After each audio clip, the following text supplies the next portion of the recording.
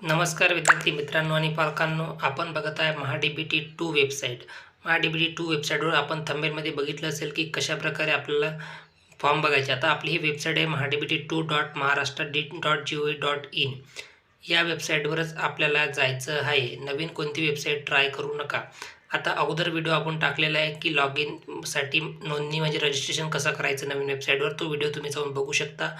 आता आपल्याला या ठिकाणी बघणार आहोत आपण की आपल्या लॉग इनमध्ये आपलं अगोदरचं ॲप्लिकेशन कसं बघायचं. आता बघा, ॲप्लिकेशन करण्याची लास्ट डेट 30 सप्टेंबर 2026 पर्यंत आहे. त्यामुळे कोणी घाबरून जाऊ नका. हे डेट वाढेल पुन्हा आणि आपल्याला पुन्हा चान्स मिळेल. आता या ठिकाणी आपण बघणार आहोत याला लॉग इन कसं करायचं. तर या लॉग इनसाठी आपल्याला 2 ऑप्शन दिले, एक माय आय डी आणि एक विदाऊट माय आय डी. जर तुम्हाला माय आय डी जनरेट केली असेल तर तुम्ही माय आय डी टाकून लॉग इन करू शकता.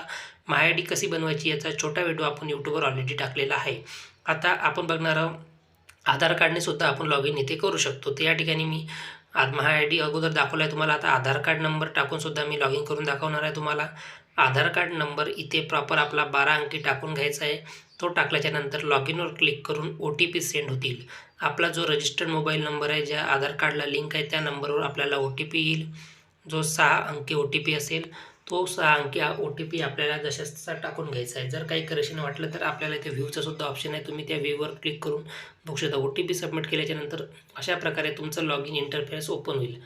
या ठिकाणी तुम्हाला बघायला मिळेल my application, apply for scheme, grievance, all scheme आणि एलिजिबल स्कीम. याबद्दल आपण लवकरच व्हिडिओ घेऊन येणार आहे. आता तुम्हाला माय ॲप्लिकेशनवर क्लिक करायचं आहे, ज्या ठिकाणी तुम्हाला ॲप्लिकेशन बघायचं आहे. आता तुम्हाला इथे क्लिअरली सांगतो की MahaDBT2 या पोर्टलवर अजून जुने ॲप्लिकेशन ट्रान्सफर करण्यात आलेले नाही. अजूनही कोणत्याही प्रकारचे ॲप्लिकेशन इथे दिसत नाही. आता submitted, approve, draft application, cancel application हे सर्व ॲप्लिकेशन इथे तुम्हाला असले असते तर तुम्हाला इथे शो झाले असते. आता सर्व ठिकाणी तुम्हाला 0 दाखवत आहे. या ठिकाणी तुम्ही कोणत्याही ठिकाणी अंदर जर जाऊन चेक केलं तर तुम्हाला दाखवणार नाही. आता फ्यू डिटेलमध्ये जर सबमिट बघितलं आपण सबमिटेडच्या, या ठिकाणी तुम्हाला बघा कोणते ॲप्लिकेशन दिसत नाही. या ठिकाणी तुम्ही जे अगोदर अर्ज करताना जे डिपार्टमेंट निवडलेलं आहे त्या ठिकाणी तुम्ही इथे डिपार्टमेंट निवडू शकता. आता कोणत्या कास्टला, कोणत्या विद्यार्थ्यांनी कोणतं डिपार्टमेंट निवडायचं, कोणती स्कीम अप्लाय करायची याचा व्हिडिओ आपण लवकरच आपल्या चॅनलवर घेऊन येणार आहे. त्यासाठी सबस्क्राईब करून घ्या. या ठिकाणी स्कीम डिपार्टमेंट निवडलं मी OBC आणि VGNT. तर त्या ठिकाणी स्कीममध्ये ऑल निवडल्यानंतर पण कोणत्याही प्रकारचं तिथे अर्ज दिसत नाही. म्हणजेच MahaDBT नवीन पोर्टलवर कोणत्याही प्रकारचे ॲप्लिकेशन अजून आलेले नाही. आता हे सर्व जे काही तुम्हाला फ्रंटला दिसते या ठिकाणी तुम्हाला ॲप्लिकेशन दिसेल, परंतु सध्या कोणते ॲप्लिकेशन ते आलेले नाही. त्यामुळे कोणी घाबरून जाऊ नका.